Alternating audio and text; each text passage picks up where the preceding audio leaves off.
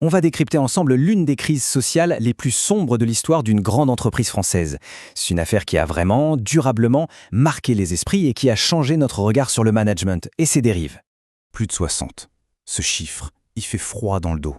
C'est le nombre de suicides de salariés qui ont été recensés chez France Télécom, qui est devenu Orange depuis, juste entre 2008 et 2011.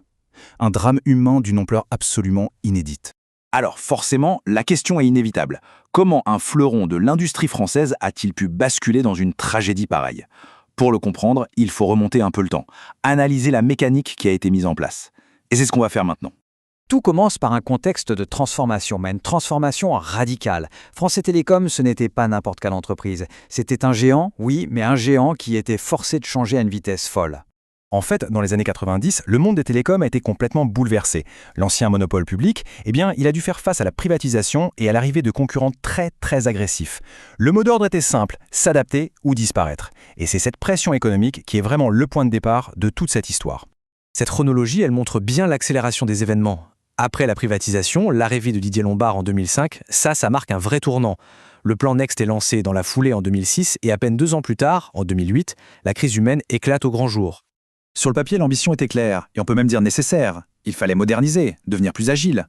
Les plans AS puis Next visaient une refonte totale de l'entreprise. Le problème, ce n'est pas l'objectif, c'est la méthode pour y parvenir qui va se révéler destructrice. Et on arrive maintenant au cœur du système.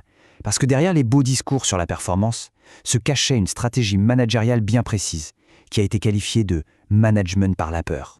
Ce qui est frappant ici, c'est le fossé, le gouffre immense entre le discours officiel et ce que les salariés vivaient au quotidien. D'un côté, on leur parlait d'agilité, de compétition, et de l'autre, on instaurait un climat de stress permanent avec un but bien précis, pousser les gens vers la sortie. Et les outils de ce management étaient multiples et surtout systémiques. Des mobilités géographiques ou fonctionnelles imposées, des objectifs impossibles à atteindre, des changements de poste sans arrêt. L'idée était simple. Déstabiliser, isoler, faire craquer les individus en cassant tous leurs repères et leurs collectifs de travail. Parce que le but de toute cette machine, c'était un objectif chiffré et brutal. Il fallait réduire les effectifs de 22 000 postes en seulement 3 ans. Cet objectif a mis une pression monumentale sur toute la chaîne de managers qui était chargée de l'appliquer, je cite, d'une façon ou d'une autre. La justice a fini par donner un nom à cette méthode, le harcèlement moral institutionnel. Et ça, c'est un point absolument crucial.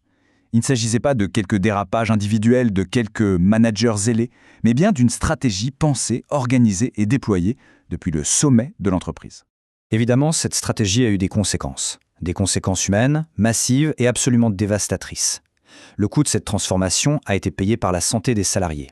Les suicides, ça a été la partie la plus visible et la plus tragique de l'iceberg. Mais en dessous, il y avait une vague immense de dépression, d'arrêt maladie, une souffrance diffuse et une perte de sens totale pour des milliers d'employés qui, tout simplement, ne reconnaissaient plus leur entreprise. Ce détail est terrible, mais il est essentiel. Dans leurs derniers mots, de nombreuses victimes ont explicitement fait le lien entre leurs gestes et leurs conditions de travail. Le lien de cause à effet, qui est si souvent difficile à prouver, était ici tragiquement évident. Et face à cette vague de souffrance, la réaction de la direction de l'époque a été de minimiser, voire de nier. Les premières alertes, qui venaient des syndicats, des médecins du travail, ont été balayées, ce qui, bien sûr, a laissé la situation s'aggraver encore et encore. Après le drame est venu le temps de la prise de conscience de la justice et des leçons à en tirer, parce que cette crise elle a laissé des traces très profondes et bien au-delà de l'entreprise elle-même. La riposte s'est organisée. La médiatisation très forte à partir de 2009 portée par les syndicats a mené à l'ouverture d'une enquête judiciaire. Ça a été un processus très long, mais qui a abouti 10 ans plus tard à une reconnaissance historique. Le verdict de 2019 est un vrai tournant. L'ancien PDG et d'autres hauts dirigeants ont été jugés coupables de harcèlement moral institutionnel. C'était une grande première. La justice a considéré que des dirigeants étaient pénalement responsables d'une politique d'entreprise qui a détruit la santé de ses propres salariés. Au sein de l'entreprise, le départ de l'ancienne direction en 2010 a marqué le début d'un changement de cap. La nouvelle équipe, menée par Stéphane Richard, a commencé un très long travail pour essayer d'apaiser le climat social et de reconstruire la confiance. L'héritage de cette crise est donc considérable. L'affaire France Télécom est devenue un cas d'école, le symbole des dangers d'une restructuration menée sans aucune humanité.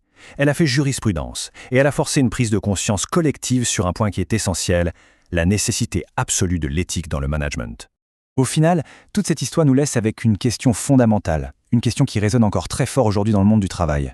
Est-ce que la performance économique peut, un jour, justifier le sacrifice de l'humain ? Une interrogation qui reste malheureusement toujours d'actualité.